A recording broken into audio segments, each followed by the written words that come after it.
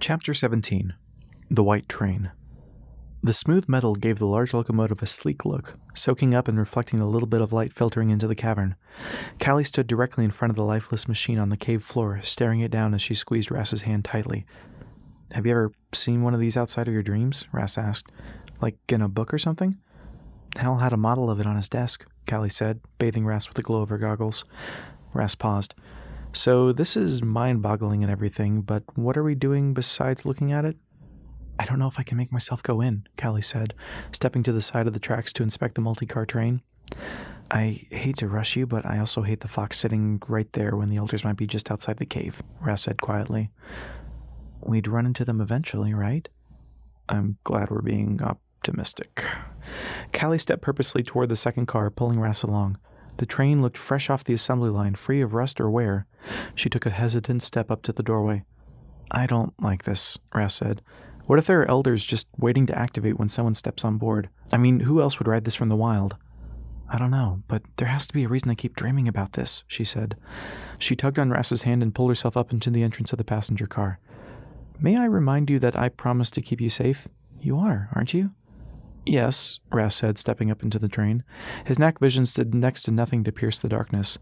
"But part of protecting you means not letting you walk into dangerous situations."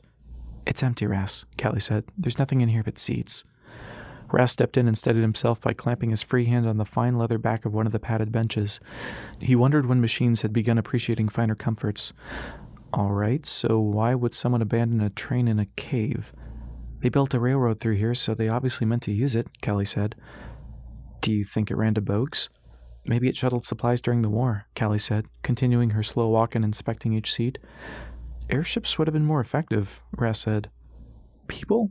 How big are these seats?" "I guess elder-sized," she said. She hoisted herself up to sit in one of the seats. "It's bigger in my dreams, though." "Mind if I borrow your eyes?" Rass asked. Callie removed her goggles and offered them to Rass. The interior of the train came into view. He saw Callie sitting, nervously swinging her legs off the edge of the seat. The floor and ceiling held ornate matching patterns. Still gripping Callie's hand, he knelt, inspecting the space underneath the benches. 4 seats down lay an abandoned box. "Found something," Rass said, pulling Callie from her seat and guiding her further down the train. "What?" Callie asked excitedly, almost tripping in the darkness. Rass leaned underneath the bench and hefted the 2-foot-wide box by its handle, then placed it on the seat in front of him. He extracted the goggles from his head, held the left half to his right eye, and pulled Callie in close until the sides of their heads leaned against one another. He placed the lens over her left eye. "It's a suitcase," Callie said, her words reverberating through Rass's head. She eagerly reached her free hand to work the latches. With 2 clicks, the restraints snapped open, revealing a small treasure trove of information. Before them lay baby clothes, photo of a man and a woman holding a child, papers, and several small plush toys. "They were taking children from Bogues?" Rass asked. "No. Look at these papers," she said. "I recognize this writing." Rass picked up one of the pieces of paper, inspecting the funny-looking scrawling. "Hal?" "Hal." "I'm going to have a lot of questions for that man when we get back," Rass said. He pulled away from the lens and noted a little more daylight spilling into the cabin through the window curtains. Something caught his eye, and he brushed open the thick material, revealing 3 metal figures standing along a cave wall. Elders. "Callie?" "Yes?" she asked, lost in the pictures. "I think we should go." "Can we see what else is in here?" Callie asked while closely inspecting the contents of the case.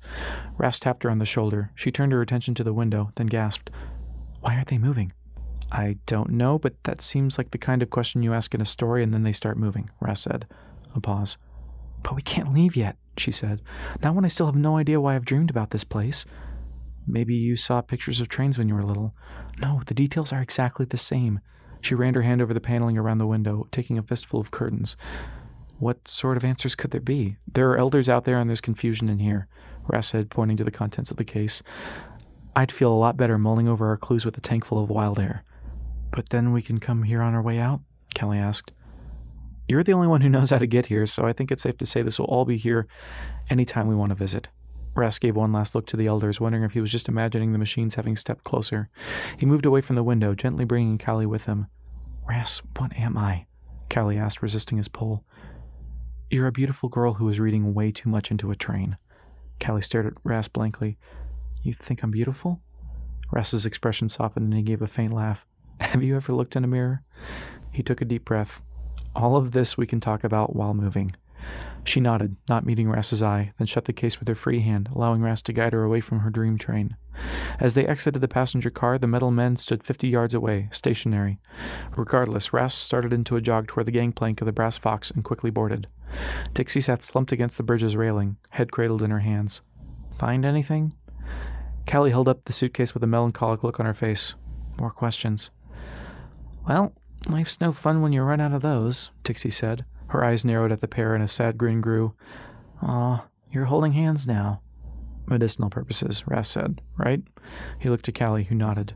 Moments later, Rass pulled the Brass Fox back into the sky and headed for daylight. Rass worked the controls one-handed while Callie silently studied the photos in the suitcase. As they glided through the mouth of the cavern, the wild met them with all of its barren, craggy glory. The parched ground extended beyond the cliffs to a horizon scattered with mesas and jagged mountains. Rass wondered if it had always been so bleak or if being cut off from energy had killed the vegetation. "No wonder the elders wanted to escape," said Callie. "Seems fine for automatons. Sparse on amenities, but I guess all you'd need is an oil can," Rass said. Dixie furtively fished something out of her pocket and rolled a piece of paper into it. She then pulled a pistol from her bag. Dixie? Where did you get that?" Rass asked. She loaded the gun with something that looked like a tube. Conflict played across her face as she pulled back the hammer. "I am so sorry." She lifted her arm to the sky. "No!" Rass dove for the pistol, but even in his slightly faster state he couldn't reach her in time. She pulled the trigger and two things fired out of the barrels. One of them Rass couldn't see, but the other was a flare. "You really shouldn't have come back for me," said Dixie. Rass clenched his jaw, backpedaling. "Who did you send that to?" "What's going on?" Callie asked.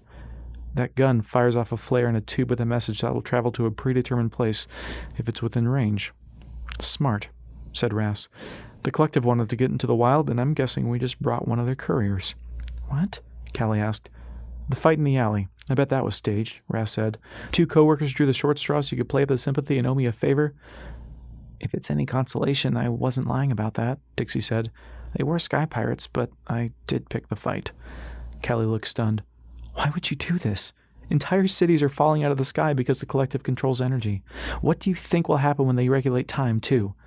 Hunt down and kill sky pirates. How many people don't have to die if one side is frozen?" Rass's backtracking finally landed him at the console. He jammed the throttle forward and dashed down to the deck, disappearing into the captain's quarters to retrieve his grapple gun. He returned to see Dixie pointing a flintlock at him, but he continued to lace up the straps. "Stop the ship, Rass," Dixie ordered. Rass returned to the controls, ignoring the threat. "Have you ever been to Verdant, Dixie?" "Oh, don't start that," she said. "Verdant sank before you left me at Derailleur. If I told you that, you wouldn't have kept going to the wild." "You're lying," Callie said, turning to Rass. "She's lying, right?" "She had better be, because she's going to take away the last thing between me and desperation, and none of us wants to see what that looks like again." Callie stepped between Rass and the pistol.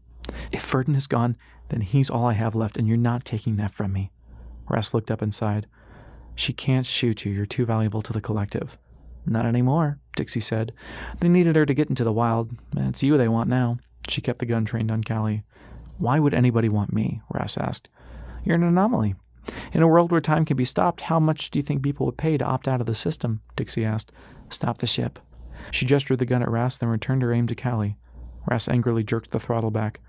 "So what do you get for leading the Collective here?" "Satisfaction." I would have bargained to get Solaria off the ground for something as impossible as breaching the wild." Dixie stood silent. "So you are Dr. O's granddaughter," Rass said, "and you're doing what you had to do to save your city." "If I don't get you back to Derailleur, Foster's deal is off," Dixie said. "You accomplish your job and he makes his promises conditional on future tasks?" Callie asked. "What?" Dixie asked. "I'm just wondering how many things he'll get you to do before he sends you on a suicide mission," Callie said. "Or just kills you when you decide you've had enough." "Shut up, both of you," Dixie said. "We're done talking." Hours passed before a voice boomed over distorted loudspeakers. "Surrender all arms peacefully and prepare for boarding. This is your only warning." A Collective ship exited the cave and glided to a stop alongside the Brass Fox, then extended its flank to bridge the gap for a dozen armed men. An officer from the other ship spoke in legalities that Rass summarily ignored as he watched Callie be restrained and dragged off his ship, cuffs ratcheted too tightly around his wrists. A slap to the face by the gaunt officer brought Rass's attention to him. "I said, are you ignoring me?" Yes, I am," Rass said. The officer motioned to one of his men, who stepped up and buried a fist deep into Rass's stomach, forcing the wind merchant to suck for air and drop to his knees. "Your ship is hereby property of the Collective, as it was discovered unmanned upon our arrival," the officer said. "Correct, Higgins?" The soldier chuckled darkly as he picked Ras up and manhandled him down the deck and over to the broad plank on the collective ship. Callie stood guarded by 2 men on the far end of the deck. She looked pale, and any motion Ras made toward her was met with force. "You're killing her," Ras shouted. "She can't be away from me out here." She screamed in pain, closing her eyes. "A rather romantic notion," the officer said. "He's not lying," Dixie said. "You should probably keep them together. I did not ask for your opinion, whelp." "Captain, bogey's inbound," a crew member shouted, pointing upward. "Descending." Before the collective ship could move, a dozen Silver Elder airships dropped down to match altitude. One ship pulled close enough to reach a gangplank across. "Ready arms," the officer commanded. "They're boarding." With a snap hiss from the Elder vessel, a dozen large Clockwork soldiers filed out onto the collective ship deck. Muskets fired, clouding the area with smoke as 8-foot-tall metal men marched forward, their thick arms swinging, knocking collective personnel overboard. The volleys of small arms fire did little more than dent their finish. 2 of the Clockwork beasts headed straight for Callie, relieving her of her guards. She opened her now purple eyes in terror. Ras watched the scene play out in slow motion before him. Ducking beneath his slowest escort, he snatched the keyring and freed himself from his restraints. Dashing through the chaos toward Callie, he sidestepped one Elder's lumbering swipe and ducked beneath another. Ahead, one of the Elders near Callie sprayed her with a gas from a canister attached to its wrist. With cuffs now unlocked, Ras's plan was to tackle Callie over the railing and grapple back to his ship. His plan would have worked if not for the Elder next to Callie, which backhanded him mid-dive, altering both his path and his ability to remain conscious. Callie awoke at the sharp pain in her arm that made her gasp.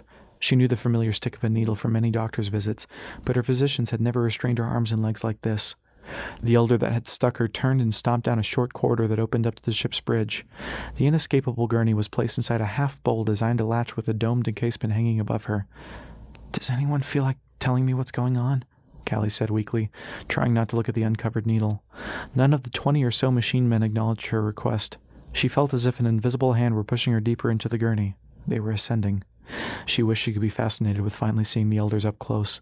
The idea of how the automatons must have been constructed baffled her, and the best explanation she could muster resembled the stories of alchemists or magicians from her library. The Elder at the head of the bridge spoke in flowing and elegant sounds, at least for a speech piped through speakers. Callie watched 20 machines reach up and grab their head, pull, and dislodge the metal shell to reveal people underneath. They weren't clockwork giants, but merely men and women in large suits, albeit tall men and women in large suits. The Chief Elder turned from his position and walked down the central walkway, either side of which held a pit of crew. His buzzed hair and gaunt face gave him a very austere and martial look. Approaching Callie, he towered over her with a stern expression which softened as he took a knee and brought himself down to her level. The commander spoke in a melodic, soothing tone, then awaited a response. His eyes held pity. Callie muttered in utter confusion until it dawned on her. They thought she was an Elder too. She attempted to parrot the last phrase issued by the commander. His face contorted and his eyes narrowed. She didn't know how to keep up the ruse. Her eyes darted around until she saw a familiar face in the pit. "Carter?" The commander turned to his crew, then back to Callie. "Carter?" he asked, pointing to his man. Callie nodded, and the commander barked an order. The tall man left his post and stood at attention upon reaching his leader. The commander spoke to Carter, who relayed the message. "The commander wishes to know why you won't speak Elorian." "What's happening, Carter?" Callie asked. Carter explained something in his native tongue that sounded far lengthier than a mere translation to the commander, who interrupted, then finally spoke in words Callie understood. "The close call must have addled your mind," the commander said in a tender tone. "We almost lost you. You weren't meant to be brought so low. Did your family not tell you that you were a conduit?" Callie shook her head. "And do you know what that means in times like these?" "What? What does that mean? Times like what?" Callie asked. The commander turned to address her. "It means, my dear girl, that Eloria needs you now more than anyone else. I'm so sorry." "Sorry for what?" The commander looked to Carter. "You have leave to send condolences to her family. The main gate will soon be breached, so move quickly. Please tell them that Eloria would be lost without her." Without addressing Callie again, the commander left to return to his station. "Carter, tell me what's going on," Callie said. "Where are your friends? I don't have much time," Carter said. "I don't know. We came through the pass with a white train in it." "The Children's Pass?" Carter asked. "I don't know. We just flew through there," Callie said. "Why is it called the Children's Pass?" "I don't have time to explain it. Carter, please, I need to know." Carter looked over his shoulder. "Every Elorian knows about the Children's Pass." "I'm not Elorian," Callie said. "You're a conduit, and probably the only unfrozen one left," Carter said. "You're Elorian." "Humor me," Callie said quickly. "Why is that train in the Children's Pass? Pretend I forgot." Carter sighed. "Fine. The short of it is that the outsiders used a new weapon on us during the Great War, so we shut ourselves in and sent children away in trains in case they bombed our cities, he said. The children's pass was thick with time and its train got stuck, so when the elders tried to block every pass into Aloria, they couldn't bring themselves to destroy the pass with the children in it.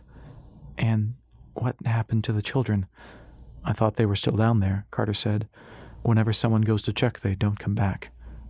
Callie lay silently, processing the information, wondering if her dreams weren't based on memories. How old would one of those children look today if they were still alive? I don't know. I guess it depends on whether they left the tunnel.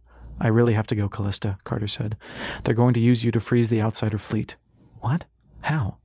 Carter gestured to the mechanism surrounding her. I don't know what the outsiders called it, but they used this against us in the war. I'll try to find your friends. You don't deserve to die like this. Die? I'll hurry, said Carter, dashing off.